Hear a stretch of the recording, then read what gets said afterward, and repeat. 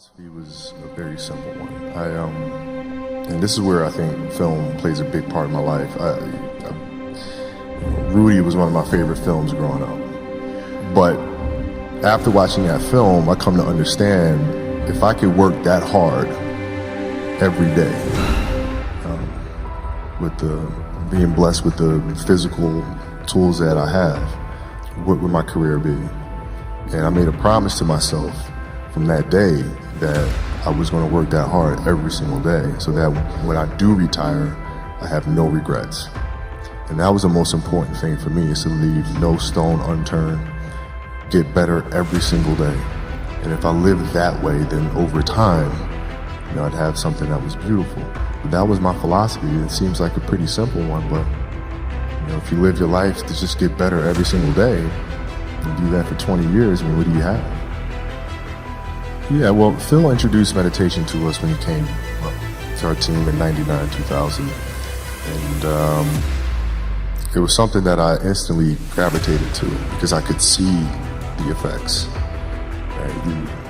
I used to watch, studying the games, the Bulls teams, and watching their demeanor, watching their composure, playing in a tough place like Utah doing the finals and being down 17. But everybody was like this. You couldn't tell if they were down 17 or up 20 or a tie game. It never changed. And I was wondering why the hell that is. And that's when I started doing more research. And when Phil came, I immediately gravitated to him and found myself accepted the challenge of finding what that space is. And for the 81-point game, man, to be honest, I wasn't even thinking about the game. My knee was hurting so much.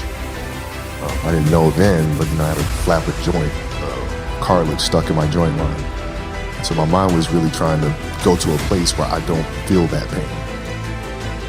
And the game started, and because of that, I was just in a different space. I wasn't worried about what was to come. I wasn't worried about what just happened. I was just here. And when you're just there in the moment, playing plays right in front of you, your focus is heightened because nothing else matters. Well, here's why practice was important to me. Not from just the standpoint that I enjoyed playing. Like, I enjoyed being there. I enjoyed getting better.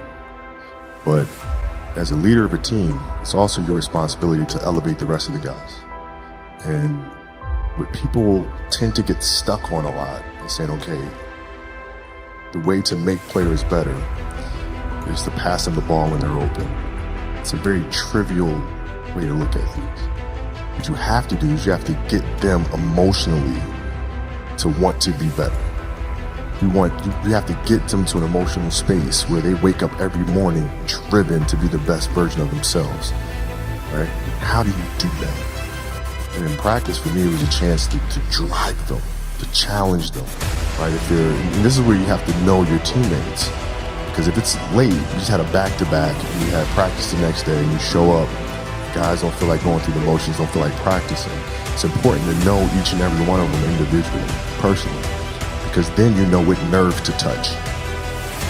Some guys, it's like, okay, come on, let's, you can do this. That'll get them going. Other guys, no. You got to figure out what button to push. Powell was always Spain. If I tell them how they lost in a gold medal to us and how they're going to lose again, how I'm going to beat your ass in practice just like I beat you in a gold medal game, he'd hate that. He'd hate that. But that's what practice was. You have to drive them. You absolutely have to. And if practice is more intense and harder than a Game 7 will be, then a Game 7 will be easy. But if it's not, then that's when teams start folding and capitulating.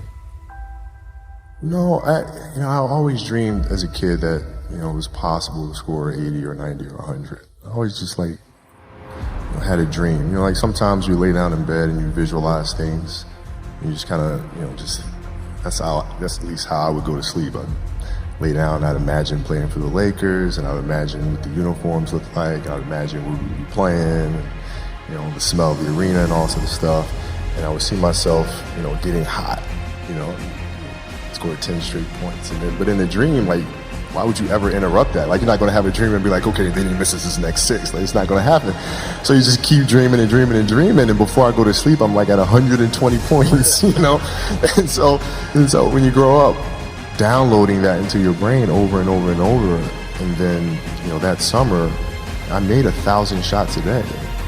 1,000, right? That's on top of weight training and my conditioning. I made 1,000 shots, and they weren't just shots. It were shots that you saw in that game. They were specific shots. I mean, it's coming out of the corner, going to the pinch post, footwork in the post, coming off the screen. It was very specific.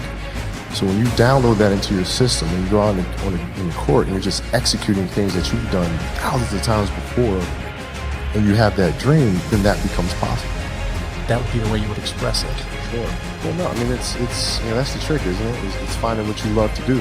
And we talk about hard work all the time. It's like, man, if you got to get up every single morning and remind yourself how hard you need to work, you probably need to choose a different profession. Because that shouldn't be there. I wake up in the morning excited to get to it. If I'm not training, I'm missing it. I'm not watching a game of basketball, I miss it. There's no place I'd rather be. And if you have that feeling, then you're truly doing what God has put you on this earth.